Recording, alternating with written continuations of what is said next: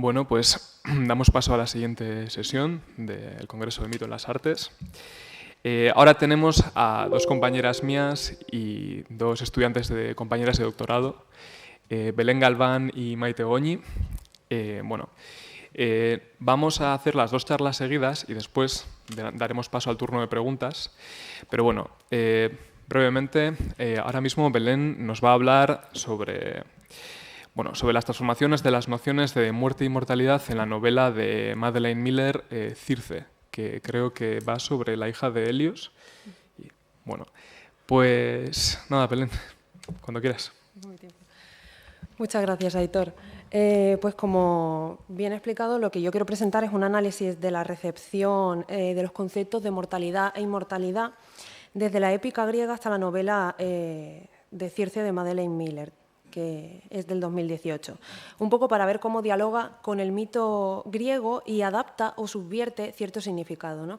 Para ello me voy a basar un poco en conceptos que vienen de la teoría de la recepción clásica, que propondría una mirada de diálogo entre obras de la antigüedad y obras contemporáneas, es decir, no mirando a la obra contemporánea sencillamente como una mera receptora de la tradición, sino como un agente de diálogo que puede, en cierto modo, cambiar o contestar determinados significados.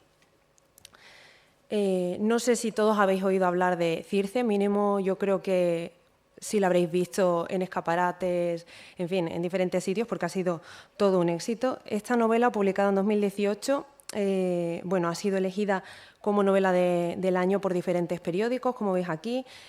Ha sido elegida por los lectores de Goodreads como el mejor libro de fantasía de 2018 y fue una de las seleccionadas para el Women's Prize for Fiction en 2019. Y no solamente eso, sino que se está preparando una serie en HBO, por lo que dentro de muy poco tiempo la veremos en nuestras pantallas. Este éxito puede explicarse en cuanto Circe es una reescritura en clave feminista del mito de Circe, valga la redundancia, publicada en pleno auge Me Too. La novela expone, mediante la reescritura del mito, una denuncia de la situación de las mujeres tanto en el pasado como en el presente. En ella se tratan temas como el rol en el que la sociedad encorseta a las mujeres, el bullying, las violaciones, el tema del poder y cómo se percibe cuando es una mujer la que puede ejercerlo, así como ofrece una deconstrucción de la naturaleza, según Miller, violenta, en última instancia, de los héroes homéricos, en concreto de Odiseo. Su autora, Madeleine Miller, es profesora de latín y de griego, por lo que conoce muy bien las fuentes clásicas y dialoga con ellas. Además, se sitúa en una importante tradición de reescritura mítica en clave feminista que tiene bastante fama y fama mundial a través de las obras de Christa Wolf, como Cassandra o Medea, o también de Margaret Atwood, que también se ha aproximado al mito griego de ese modo. Pero lo que más me interesa a mí es que a través del personaje de Circe, al que Madeleine Miller explica como una diosa a medio camino entre la divinidad y la humanidad, Miller ofrece una reflexión de lo que significa ser humano y de lo que conllevaría ser inmortal. Tema que está presente en toda la obra y que dialoga directamente con un gran número de fuentes clásicas, como aquí vemos.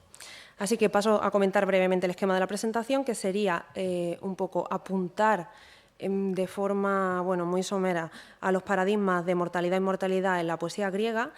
Luego haremos una mirada al contexto actual en la que surge la novela de Miller y, por último, pues presentaría una breve presentación de las inversiones que realiza Madeleine Miller en su novela. La muerte, como probablemente todos sepáis, tiene una presencia fundamental en el mito y en la literatura griega. Realmente es muy difícil resumir la percepción que tenían los griegos sobre la muerte porque estamos hablando de un contexto, de un espacio temporal muy amplio y de un espacio histórico y geográfico también muy amplio.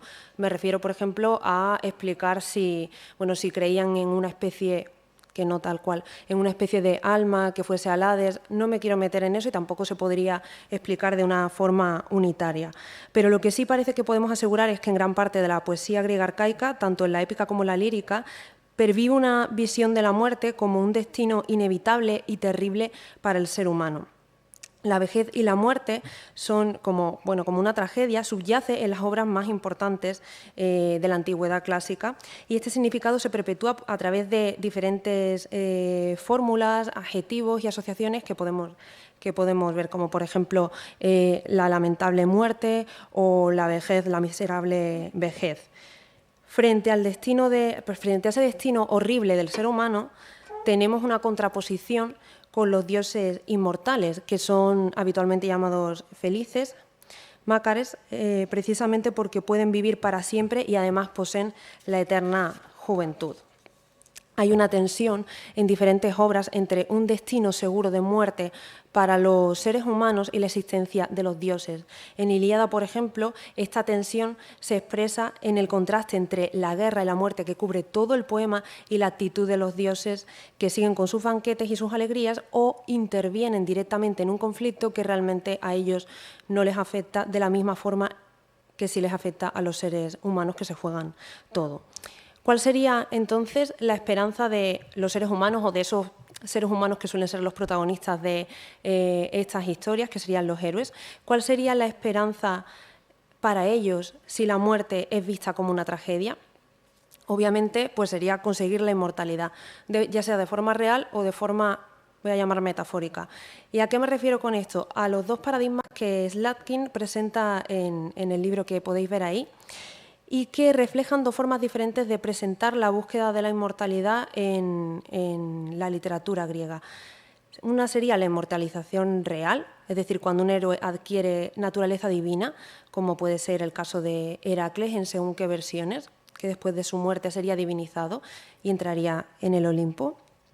Y la otra, en otras ocasiones, vemos que este sentido contrasta en algunas obras en las que se representa la inmortalidad como un don realmente muy difícil, casi imposible de conseguir. Y el héroe no tiene más remedio, entonces, que aceptar su naturaleza mortal. En esta segunda opción suelen jugar un papel importante las madres de esos héroes, esas madres divinas y protectoras que lamentan profundamente la condición mortal de sus hijos. Por ejemplo, cogiendo el ejemplo de Tetis, tenemos casos de figuras maternas que intentaron convertir a su hijo en inmortal, pero que no lo consiguieron, como hace Tetis con Aquiles. Probablemente conozcáis más la versión en la que Tetis lo sumerge en la laguna Estigia y como lo está sujetando por el tobillo, es al final el talón, ¿no? Es lo único que Aquiles tiene de inmortal. Esa es una versión más bien romana. En una griega sería intentar quemarlo cada noche para quitarle todo lo que tiene de inmortal, que también aparece en el himno a Demeter, por ejemplo. Luego también hay casos de madres, donde también entra, por ejemplo, Tetis, el mismo caso, que habiendo aceptado que sus hijos van a morir finalmente, intentan protegerlos para guiarlos hacia la gloria del guerrero, para poder conseguir la inmortalidad que yo llamaría metafórica, es decir, la inmortalidad mediante la previvencia en la mente de los hombres, en las canciones y a través de la fama. Y así, por ejemplo, también tenemos en Ilíada que Tetis protege constantemente a Aquiles en el sentido de conducirlo para que sea realmente el héroe del poema y para que pueda adquirir esa fama. En definitiva, los dos paradigmas tienen en común la búsqueda de la inmortalidad, sea efectiva o mediante la fama, y su consideración como un bien deseable, lo que reflejaría una clara ansiedad ante la muerte. Y podéis pensar, ¿y qué pinta Circe en todo esto? Bueno, eso lo podemos mirar un poco si vemos las fuentes griegas con las que dialoga Madeleine Miller. Por ejemplo, en el caso de la Odisea, ya sabéis que probablemente lo sepáis, pero bueno, resumo por si acaso, que Circe se nos presenta como una hija del sol, de Helios, que es inmortal y que es bruja en Ea. Es muy famoso que Odiseo llega a su isla después de diferentes aventuras, pero se encuentra con el problema de que Circe transforma en animales a sus compañeros. Entonces tiene que aparecerse Hermes, que le da un antídoto, Molly, y se produce un encuentro, y cuando Circe se da cuenta de que no puede transformar a Odiseo, desenvaina la espada, ella cae rendida y al final pues se hacen amantes. Eso es bastante contestado en la novela de Miller. Luego, por su parte, la parte que más me interesa sería la Telegonia, ¿no? Un poema que se nos ha perdido, pero del que conservamos solamente el resumen, y que nos cuenta que, como una segunda parte, que Circe tuvo un hijo con Odiseo, Telégono, y que éste acabó matando a Odiseo cuando era mayor y fue a buscarlo, acabó matándolo sin saberlo, porque no lo reconoció. También, según este poema, Penélope, la viuda de Odiseo en ese caso, y Telémaco, su hijo con Odiseo, irían a la isla de Circe, donde hay una especie de intercambio madre-hijo, es decir, Circe acabaría casada con Telémaco y Penélope con Telégono, y Circe los convierte a todos en inmortales. Entonces, ahí estaríamos en un primer paradigma, ¿no? En una primera clase de paradigma donde Circe aparece como una diosa que es capaz de conceder la inmortalidad y la concede de forma efectiva. Sin embargo, Circe de Madeline Miller se inserta en un contexto totalmente diferente, en el que la posibilidad de inmortalidad se hace cada vez más real.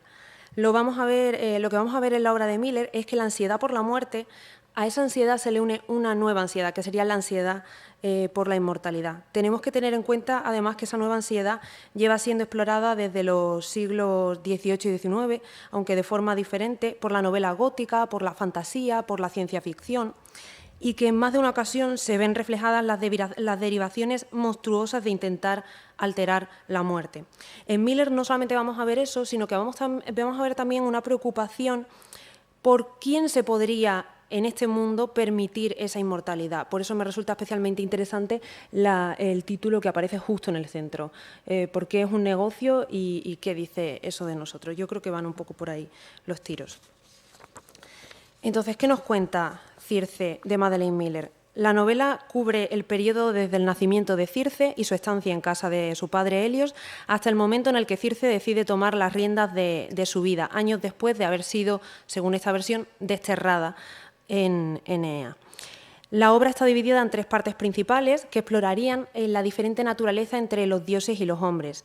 En los primeros episodios, Circe vive en casa de Helios, donde además es víctima de la crueldad de los dioses, que son representados como seres que viven para el placer y la belleza y que la desprecian precisamente por su parecido con los seres humanos.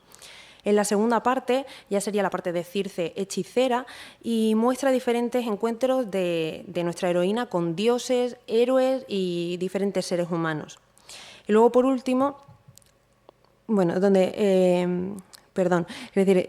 se encuentra con diferentes seres humanos y descubre que la opresión que ella sentía en el mundo de los dioses no desaparece en el mundo de los humanos, en concreto en lo referente al género, porque para una mujer sola, parece que una mujer sola es una víctima propicia de violaciones que Circe, en este caso, logra evitar solo gracias a su magia. Y luego, en los últimos capítulos, se exploraría a Circe como madre. Sería una reivindicación de la dureza del trabajo del cuidado. A través de su hijo Telégono, además, se nos permite ver por fin a Circe estableciendo vínculos duraderos con una persona, lo cual significaría también crear una ansiedad ante la posibilidad de que estos mueran. Entonces también, como vemos, la obra nos va conduciendo ante los diferentes episodios de Circe extraídos de la mitología y la literatura griega, como su relación con Glauco y con Escila, la Odisea y finalmente la Telegonia. Todo ello, todas estas relaciones de intertextualidad va creando una especie de horizonte de expectativas hacia las que se nos va dirigiendo, no solamente por ver si sigue la narración mítica o literaria tal y como la conocemos de esas obras, sino también para ver cómo la irá rompiendo, porque normalmente es lo que acaba haciendo. Entonces, ¿qué nos dice la obra sobre la naturaleza humana? En el caso de Circe como familia del Sol. La estancia de Circe en los salones de su padre nos permite observar a los dioses como unos seres privilegiados. Debido a su riqueza y al hecho de que no pueden envejecer ni morir, desprecian las vidas humanas que pasan ante ellos como si fueran horas y establecen un sistema de abuso por el cual aterrorizan a los humanos para conseguir plegarias y sacrificios que realmente ellos no necesitarían, pero que les sirven para conseguir posición social. Están completamente deshumanizados, valga la contradicción, porque obviamente no serían humanos, y son incapaces de sentir empatía. Debido a que existen para saciar sus apetitos, son incapaces de afrontar el dolor o la adversidad. Me gusta esa cita que está señalada, la última parte de My father was unable to imagine the world without himself in it. Es decir, como que ya vemos que hay una falta obvia de empatía. Si los dioses en este caso son todo lo contrario a la muerte, los humanos, que son bien diferentes entre sí, lo único que tienen en común es el hecho de que van a morir. En la segunda parte, como he comentado, asistimos a diversos encuentros de Circe con los seres humanos. El hecho de que en esta novela estos sean oprimidos por los dioses no hace que sean, no los convierte automáticamente en seres de luz y bondadosos que viven oprimidos, sino que algunos de ellos intentan participar de esa opresión acercándose lo máximo posible a los dioses. Unos de ellos serían los héroes, que en concreto están demasiado tentados, quizá por ser semidioses, están demasiado tentados en buscar la inmortalidad mediante los dos paradigmas por los que se acercan peligrosamente a ese territorio inhumano, como lo representa Miller. Este sería el caso de Glauco, que es un pescador pobre que es inmortalizado por Circe en su primer acto de magia, que además sería una violación de las normas que los dioses tienen, pues estos prohibirían hacer magia mediante hierbas mágicas.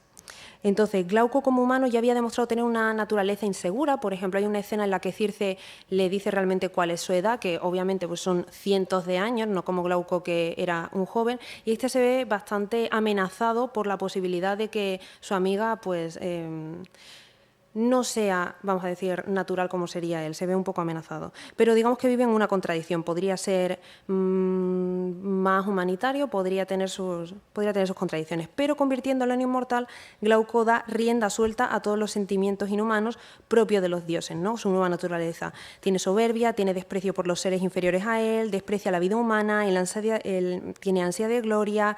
Como vemos aquí, mata a su padre por blasfemo. Toda esa transformación se refleja también en su apariencia física. Glauco se transforma en un dios marino, entonces es natural que tenga escamas, que tenga una cola de pez, pero en la novela se nos dice una y otra vez por parte de diversos personajes y en concreto por parte de dioses que esos atributos no son deseables. Es decir, que se ha transformado más o menos en un monstruo. Esa barba verde, esa piel azul no resulta deseable para nada. Entonces sí que hay un cierto aspecto monstruoso en esa consecución de la inmortalidad para un ser humano. Por otra parte, Odiseo también es uno de los mejores ejemplos de los estragos que causa la cercanía a los dioses o, en su caso, la búsqueda de fama imperecedera. La novela nos da la oportunidad de construir al personaje de Odiseo ya cuando nos metemos en el terreno de la telegonia, es decir, cuando llegan a la isla de Circe Penélope y Telémaco después de su muerte, que, como ya comenté antes, fue causada por el hijo de Circe.